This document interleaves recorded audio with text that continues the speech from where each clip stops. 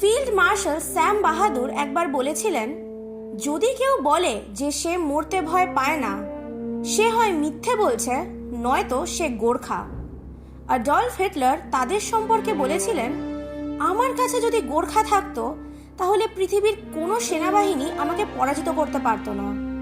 Prince Charles একবার বলেছিলেন, পৃথিবীতে একটাই নিরাপদ জায়গা, সেটা হলো আপনি যখন গোর্খাদের মাঝে থাকবেন। আমাদের আজকের গল্প এক গোর্খা সৈন্যর ওপরই। বিষ্ণু শ্রেষ্ঠা নামের সেনাবাহিনী থেকে স্বেচ্ছায় অবসর নেওয়া এক গোর্খা সৈন্য মৌর্য এক্সপ্রেস ট্রেনে রাঁচি থেকে গোরখপুর যাচ্ছিলেন। মাঝরাতের দিকে বন্দুক ও ছুরি নিয়ে সশস্ত্র 40 জন ডাকাত ট্রেনে উঠে যাত্রীদের জিনিসপত্র লুটপাট শুরু করে। তাদের মধ্যে কয়েকজন আবার যাত্রীর ছদ্মবেশে ইতিমধ্যে ট্রেনেরই মধ্যে ছিল। এক সময় বিষ্ণুর কাছে এসে গম্ভীর মেজাজ দেখিয়ে বললে যা আছে সবকিছু তাদের হাতে তুলে দিতে।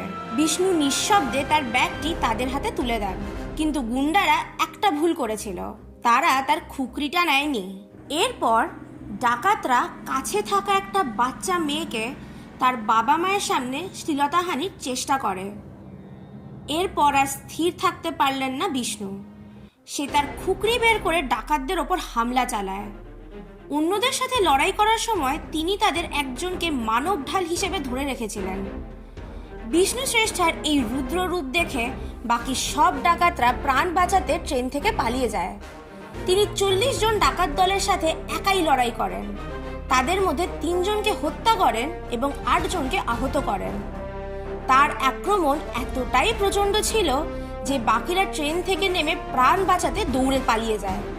ট্রেনটি প্রায় 20 মিনিট পর আবার যাত্রা শুরু করে এবং চিত্তরঞ্জন স্টেশনে পৌঁছায়, যেখানে মিডিয়া ও পুলিশের একটি দল উপস্থিত ছিল। পুলিশ আহত 8 ডাকাতকে গ্রেফতার করে এবং নগদ প্রায় 4 লক্ষ ভারতীয় টাকা, 40টি সোনার নেকলেস, 200টি মোবাইল ফোন, 40টি ল্যাপটপ এবং অন্যান্য জিনিসপত্র উদ্ধার করে, যা পালিয়ে যাওয়া ডাকাতরা ট্রেনে ফেলে গেছিল। ডাকাতদের সঙ্গে লড়াইতে বিষ্ণু বাম হাতে গুরুতরভাবে ছুরির আঘাত পান এবং মেয়েটি তার ঘাড়ের কাছে সামান্য আঘাত পায়। পরে মেয়েটি তার বীরত্বপূর্ণ কাজের কথা জানালে পুলিশ শ্রেষ্ঠাকে রেলওয়ে হাসপাতালে নিয়ে যায়।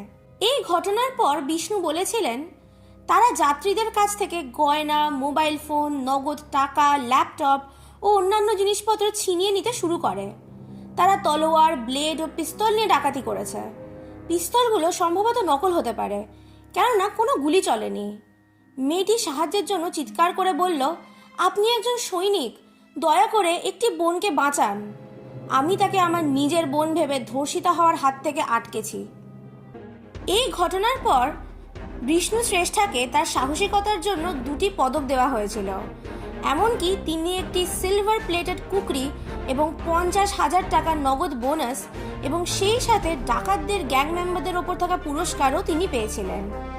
মেয়েটির পরিবার, যার জীবন তিনি এত বীরত্বের সাথে বাঁচিয়েছিলেন, তাকে 3 লক্ষ নগদ পুরস্কারও প্রস্তাব করেছিলেন, কিন্তু এই নম্র যোদ্ধা সদয়ভাবে এই অর্থ প্রত্যাখ্যান করেছিলেন।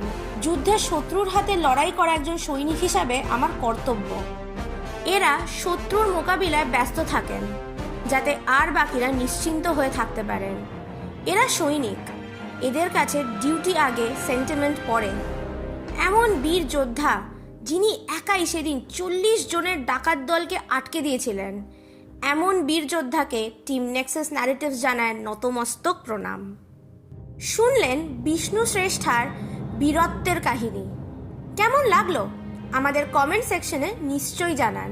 ভিডিওটা ভালো লেগে থাকলে লাইক করে দিন, আর আরও অনেক লোকের কাছে এই রকম গল্প ছড়িয়ে দেওয়ার জন্য অনেক শেয়ার করুন। চ্যানেল নতুন হলে সাবস্ক্রাইব করে দিন আর বেল নোটিফিকেশনটা অল করে দিন, যাতে আমাদের ভিডিও আপনাদের কাছে সবার আগে পৌঁছয়।